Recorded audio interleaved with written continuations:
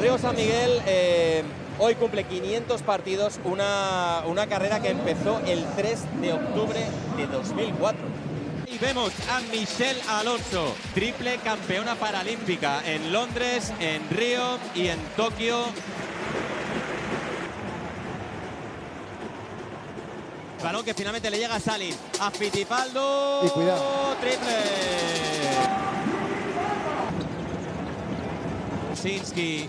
Basinski, sigue Basinski, defendido por Dorneka, lanza, buena canasta. Bueno, pues los 7 puntos de Casa de Zaragoza llevan la firma de Adam Basinski. Dando ahí vuelta Salin, bueno. Canasta de Salin. ¿Cómo ha hecho el tirabuzón?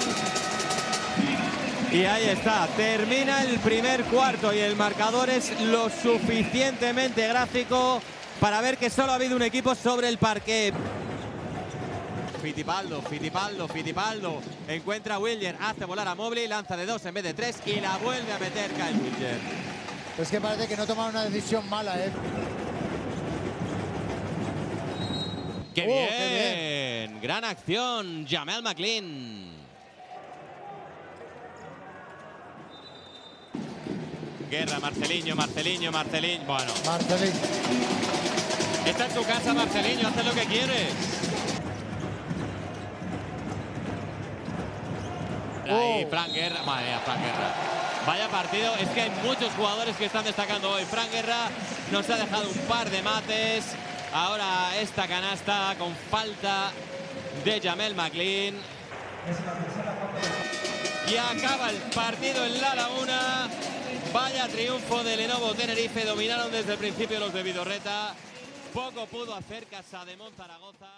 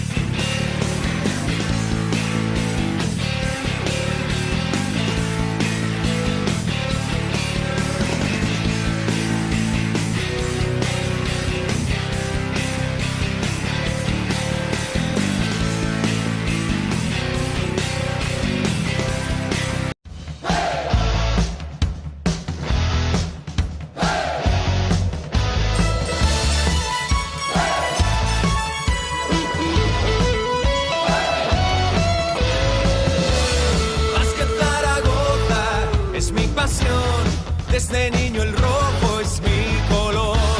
Básquet Zaragoza, contigo estoy, lucharé a tu lado.